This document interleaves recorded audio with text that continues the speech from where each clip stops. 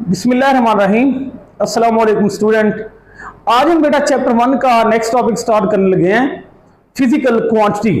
तो आज हम ये देखेंगे कि फिजिकल क्वांटिटी क्या होती है, उसके टाइप्स क्या हैं, एक फिजिकल क्वांटिटी को कैसे मेजर किया जा सकता है। तो बेटे सबसे पहले हम डेफिनेशन की बात करते हैं। All measurable quantities are known as physical quantities. वो तमाम मिकदार हैं जिनको हम क्या कर सकते हैं, मेजर कर सकते हैं, उनको क्या कहा जाता है, फिजिकल क्वांटिटीज कहा जाता है। नेक्स्ट हमने क्या लिखा हुआ है, in which laws of physics are hold, जिससे फिजिक्स के लॉज भी लिखे जा सकते हैं।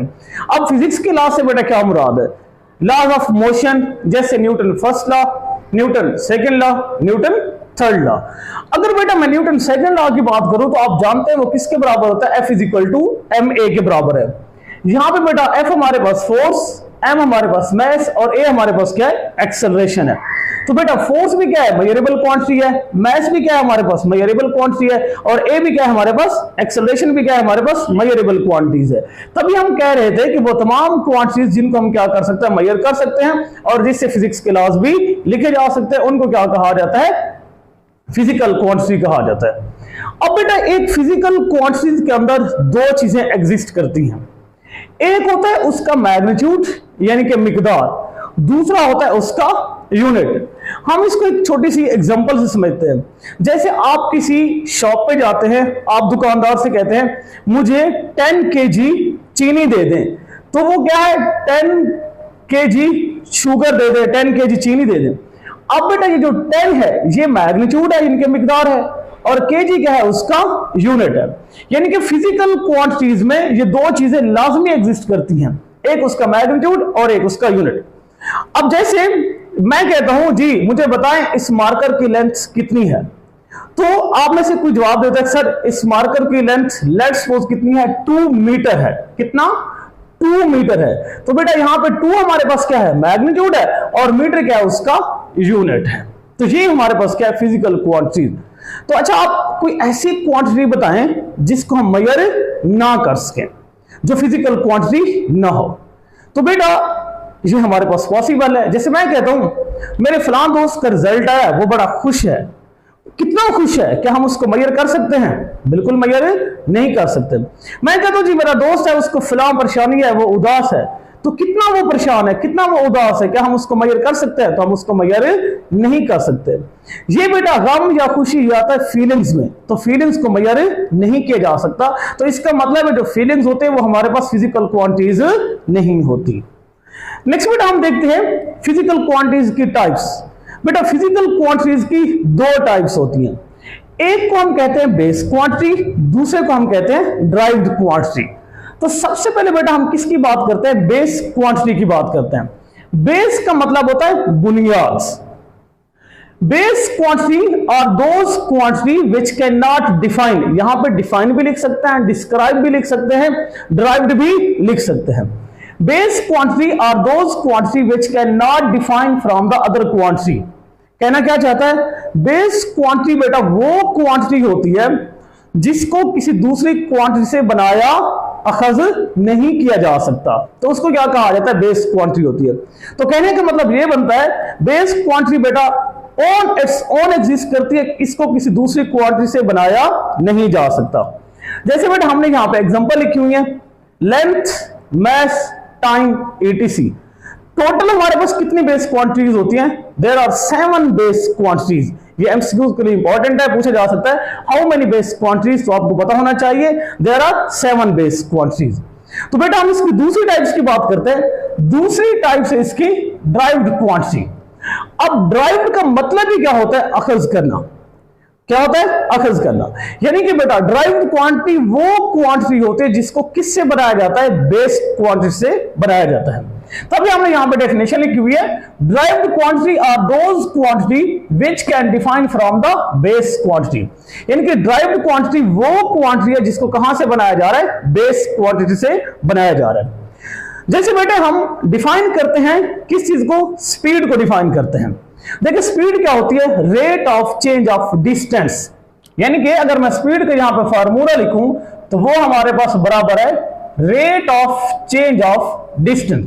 यानी कि अगर एक ऑब्जेक्ट यहां से लेकर यहां तक मूव करता है, तो साफ सी बात है वो कुछ ना कुछ क्या कवर कर रहा है, डिस्टेंस कवर कर रहा है, उसको टाइम भी लग रहा है। तो मैं इस डिस्टेंस को लेंथ भी तो लिख सकता हूं ना, लेंथ हुआ टाइम। अब लेंथ बेटा कौन सी क्वांटिटी है, बेस क्वांटिटी है, और टाइम भी कौन सी क्वांटिटी है, बेस क्वांटिटी है। तो साफ सी बात है बेस क्वांटिटी ही से किसको बनाया जा रहा है, स्पीड को बनाया जा रहा है। तभी हम कह रहे हैं कि ड्राइव्ड क्वांटिटी वो क्वांटिटी होती है जिसको कहां से बनाया जाता है, बेस क्वांटिटी से बनाया जा सकता है। इसी तरह से बेटा हमने यहां पे एग्जांपल दी हुई है, स्पीड, फोर्स, वेलोसिटी। अगर मैं फोर्स की बात करूं तो आप जानते हैं फोर्स किसके बराबर होता है, F is equal to ma के बराबर होता है। जब भी बेटा मास एक्सेलरेशन के साथ मल्टीप्लाई होता है तो वहां पे क्या बनते हैं, फोर्स बनती है। ओके, नेक्स्ट हम बेटा देखते हैं कि measurement of the base quantity. क्या लिखा हो यहां पे, मेजरमेंट ऑफ बेस क्वांटिटी। ये अक्सर का शॉर्ट क्वेश्चन भी पूछा जाता है, how to measurement of the base quantity. आप बेस क्वांटिटी की मेजरमेंट कैसे कर सकते हैं बेटा। बेस क्वांटिटी को मेजर करने के दो स्टेप है, उनमें से सबसे पहला क्या है, चॉइस ऑफ स्टैंडर्ड। यानी कि मेजरमेंट के लिए सबसे पहले आपको किसको सिलेक्ट करना पड़ेगा, स्टैंडर्ड को सिलेक्ट करना पड़ेगा। स्टैंडर्ड का मतलब यहां पे क्या है, स्केल है। जैसे बेटे आप क्या करना चाहते हैं, आप टेम्परेचर को मेजर करना चाहते हैं तो आप किसका यूज करेंगे, थर्मामीटर का यूज करेंगे। तो यहां पे थर्मामीटर क्या होगा, एज अ स्टैंडर्ड यूज होगा। समझ आ गई ना बात की, कि यहां पे जैसे आप टेम्परेचर को मेजर करना चाह रहे हैं तो आपने किसको यूज किया, थर्मामीटर को। थर्मामीटर यहां पे क्या हो गया, एज अ स्टैंडर्ड यूज हुआ। अगर बेटा आप किसी चीज की लेंथ मेजर करना चाहते हैं तो लेंथ के मेजरमेंट के लिए आप किसका इस्तेमाल करेंगे, मीटर रॉड का इस्तेमाल करेंगे। तो यहां पे मीटर रॉड भी क्या होगा, एज अ स्टैंडर्ड यूज होगा। चॉइस का लफ्ज इसी वजह से इस्तेमाल हुआ है, यानी कि जिस चीज की आप मेजरमेंट करना चाहते हैं आपका स्टैंडर्ड भी उसी के मुताबिक होना चाहिए। ये था बेटा हमारे पास क्या, फर्स्ट पॉइंट। सेकंड पॉइंट की बात करते हैं, procedure for comparing the quantity to be measured with the standard. जिस क्वांटिटी की बेटा आप मेजरमेंट कर रहे हैं स्टैंडर्ड से, आपने उस क्वांटिटी को कंपेयर करना है किसके साथ, स्टैंडर्ड के साथ, यानी कि स्केल के साथ। जैसा कि अगर तो बेटे आप बाजार में जाते हैं, आप दुकानदार को कहते हैं मुझे 1 kg एप्पल चाहिए, तो सबसे पहले वो क्या करेगा, एक स्टैंडर्ड सिलेक्ट करेगा। तो यहां पे वो स्टैंडर्ड किसको बनाएगा, बार्ट को बनाएगा। फिर क्या करेगा, उस बार्ट को उस एप्पल के साथ क्या करेगा, कंपेयर करेगा, यानी कि वो बैलेंस लेगा, तराजू लेगा। तराजू के एक साइड के ऊपर किसको रखेगा, बार्ट को रखेगा 1 kg वाले, और दूसरी साइड के ऊपर किसको डालेगा, एप्पल को डालेगा। जब दोनों बेटे क्या होंगे, बराबर होंगे, तो वो क्या कर लेगा, उस क्वांटिटी की मेजरमेंट कर लेगा। समझ आ गई ना। नेक्स्ट बेटा हमारे पास आ जाता है what is the ideal standard. इसके अंदर दो पॉइंट्स आते हैं आइडियल स्टैंडर्ड के अंदर। पहला पॉइंट क्या होता है, असेसिबल। यानी कि बेटा असेसिबल का मतलब होता है टू इजीली अप्रोच, जो चीज हमें आसानी से मिल जाए। तो वो कहना ये चाहता है हमने स्टैंडर्ड ऐसी चीज को मानना है जो हमें आसानी से मिल जाए। जैसे मैंने स्टैंडर्ड अभी माना था किसको, बाट को। जो बाट है हर बाजार में मौजूद है, हर दुकानदार के पास मौजूद है। अगर हम स्टैंडर्ड मान लें यूरेनियम को, क्या यूरेनियम हमें हर जगह पे मौजूद है, क्या वो इजीली अप्रोच में है, तो नहीं। तो इसका मतलब है हम यूरेनियम को स्टैंडर्ड नहीं मान सकते। दूसरा पॉइंट क्या है, इनवेरिएबल। वेरिएबल का मतलब क्या होता है, चेंज होना। इनवेरिएबल का मतलब क्या होता है, जिसको चेंज ना किया जा सके। अब बेटा जब आपने एक चीज को स्टैंडर्ड मान लिया है तो आपने सारी मेजरमेंट उसी से करनी है, आपने उसको बार बार चेंज नहीं करना। ये था बेटा हमारे पास कौन सा टॉपिक, फिजिकल क्वांटिटी था। तो नेक्स्ट टॉपिक हम स्टार्ट करते हैं। नेक्स्ट टॉपिक बेटा हमारे पास है सिस्टम ऑफ यूनिट्स। ये पूरा टॉपिक नेम है इंटरनेशनल सिस्टम ऑफ यूनिट्स। देखिए बेटा अगर मैं बिफोर 1960, अगर मैं 1960 से पहले की बात करूं तो हमारे पास 3 तरह के यूनिट इस्तेमाल होते थे।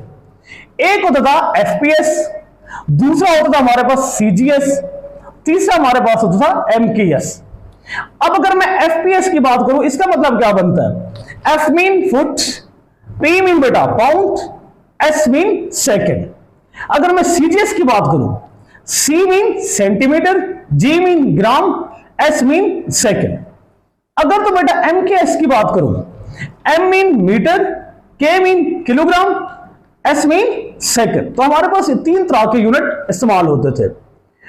अब बेटा अगर मैं बात करूं लेंथ की, तो लेंथ के अंदर देखें, जब हम लेंथ का यूनिट एफपीएस में देखते थे तो वो क्या बनता था, फुट बनता था। जब लेंथ का यूनिट सेंटीग्राम सिस्टम में देखते थे तो वो क्या बनता था, सेंटीमीटर। जब उसी लेंथ का हम यूनिट एमकेएस में देखते थे तो क्या बनता था, मीटर बनता था। सेम केस जब बेटा मैस की बात करते हैं, मैस का यूनिट एफपीएस में क्या बनता है, पाउंड। ये एलबी उस पाउंड का क्या है, सिंबल है। सीजीएस में मैस का यूनिट क्या लेते थे, ग्राम लेते थे, जबकि एमकेएस में मैस का यूनिट क्या लेते थे, किलोग्राम लेते थे। इसी तरह अगर बेटा मैं तीसरी क्वांटिटी की बात करूं, टाइम, एफपीएस में टाइम का यूनिट सेकंड लेते थे, सीजीएस में भी टाइम का यूनिट क्या लेते थे, सेकंड लेते थे, एमकेएस में भी टाइम का यूनिट क्या लेते थे, सेकंड लेते थे। ये बेटा हम कब की बात कर रहे हैं, 1960 से पहले की बात कर रहे हैं। लेकिन इन तीन यूनिट की वजह से क्या आते थे, मसाइल आते थे, प्रॉब्लम आते थे। जैसे बेटे अगर एक कंट्री दूसरे कंट्री के साथ ट्रेड करता था, जब एक बंदा ट्रेड करने के हवाले से दूसरे कंट्री में जाता तो वहां पे लेंथ के यूनिट कुछ और इस्तेमाल होते थे, उसकी कंट्री में कुछ और इस्तेमाल होते थे, वो क्या हो जाता, कंफ्यूज हो जाता। इसी तरह से जब एक स्टूडेंट स्टडी के हवाले से एक कंट्री से दूसरे कंट्री में जाता था तो उसके मैथ्स के यूनिट यहां पे कुछ और होते, दूसरी कंट्री में कुछ और होते थे। यानी कि ये एक इलाकाई हद तक तो ये बातें ठीक थी, लेकिन जब कंट्री टू कंट्री लोग जाते थे तो वहां पे क्या आते थे, प्रॉब्लम आते थे। फिर उस वक्त के जितने भी साइंटिस्ट थे 1960 के अंदर, उन्होंने क्या किया, एक कॉन्फ्रेंस बुलाई। उन्होंने कहा क्यों ना हम ऐसा करें, ये जो मसाइल आ रहे हैं, जो प्रॉब्लम आ रहे हैं, इनको किस तरह से क्या करें, डिसॉल्व करें, इनको किस तरह से क्या करें, खत्म करें। फिर उनके दरमियान बेटा ये बात तय पाई, आज से हम जो सिस्टम बनाएंगे वो तमाम कंट्रीज के लिए क्या होगा, सेम होगा। तो फिर उस कॉन्फ्रेंस में 1960 के अंदर जो सिस्टम बना, उस सिस्टम को क्या कहा जाता है, सिस्टम इंटरनेशनल कहा जाता है। यानी कि अगर एक पाकिस्तान के लिए जो एक यूनिट होगा लेंथ का, वही क्या होगा, बाकी कंट्रीज के लिए भी लेंथ का यूनिट वही होगा। अगर पाकिस्तान के लिए मैथ्स का यूनिट क्या होगा, केजी होगा, तो बाकी कंट्रीज के लिए भी क्या होगा, केजी होगा। तो इस तरह से हम मसाइल से भी बच जाएंगे और कोई भी बंदा यहाँ पे जो ट्रेड के हवाले से गया हुआ है या किसी स्टडी के हवाले से गया हुआ है तो वो कंफ्यूज भी नहीं होगा। तो 1960 से प्रॉब्लम थे, 1960 में कॉन्फ्रेंस के बाद उन्होंने क्या किया था, इस प्रॉब्लम को खत्म किया था और तमाम कंट्रीज ने इस बात के ऊपर मुत्तफिक हुए थे। आज से हम जिस सिस्टम को फॉलो करेंगे उसे क्या कहा जाता है, सिस्टम इंटरनेशनल कहा जाता है। बेटा सिस्टम इंटरनेशनल के 3 यूनिट्स हैं। कितने? 3 यूनिट्स हैं। कौन कौन से हैं? एक हमारे पास है बेस यूनिट, दूसरा हमारे पास है ड्राइव यूनिट और तीसरा हमारे पास है सप्लीमेंट्री यूनिट। तो आज के लेक्चर में हम सिर्फ 2 यूनिट डिस्कस करेंगे, तीसरा यूनिट हम कल डिस्कस करेंगे। तो सबसे पहले हम देखते हैं कि बेस यूनिट क्या है, फिर हम देखेंगे ड्राइव यूनिट क्या है। तो बेटा हम बेस यूनिट की बात करते हैं कि बेस यूनिट क्या होता है। Base unit are those unit which can not define in term of other unit. बेटा बेस यूनिट वो यूनिट होता है जिसको किसी दूसरे यूनिट से बनाया नहीं जा सकता। ये भी बेस क्वांटिटी की तरह ऑन इट्स ओन एग्जिस्ट करता है, इसको किसी दूसरे यूनिट से बनाया नहीं जा सकता। अब बेटा फिर नेक्स्ट पूछा जा सकता है how many base unit, there are 7 base unit. तो नेक्स्ट हम देखते हैं कि what is a drive unit. ये ड्राइव यूनिट क्या होता है? बेटा ड्राइव का मतलब है वही अखज करना। Drive unit are those unit which can define from the base unit। यानी कि ड्राइव यूनिट वो यूनिट होता है जिसको कहां से बनाया जाता है, बेस यूनिट से। तो हमने कहा था कि टोटल हमारे पास कितने बेस यूनिट होते हैं, 7 बेस यूनिट है। तो आज हम देखते हैं कि कौन से हमारे पास बेस यूनिट है। तो बेटा सबसे पहले मैं फिजिकल क्वांटिटी की बात करूं तो वो हमारे पास क्या है, लेंथ। अब लेंथ का सिंबल क्या होता है, कैपिटल एल, और लेंथ का जो एसआई यूनिट है वो क्या है, मीटर है, और मीटर का सिंबल क्या होता है, स्मॉल एम होता है। अगर मैं दूसरी फिजिकल क्वांटिटी की बात करूं तो वो हमारे पास क्या है, मैस, और मैस का सिंबल क्या होता है, कैपिटल एम, और अगर हम उसके एसआई यूनिट की बात करें तो वो क्या होता है, किलोग्राम। अगर हम उसके सिंबल की बात करें तो उसको हम किससे लिखते हैं, केजी से लिखते हैं। इसी तरह से बेटा अगर हम तीसरी फिजिकल क्वांटिटी की बात करें तो वो हमारे पास क्या है, टाइम है। टाइम का सिंबल क्या होता है, कैपिटल टी, और इसका एसआई यूनिट क्या है, सेकंड। तो इसका सिंबल क्या होता है, जिसको हम किससे लिखते हैं, एस से लिखते हैं। इसी तरह से बेटा चौथी हमारे पास फिजिकल क्वांटिटी है इलेक्ट्रिक करंट।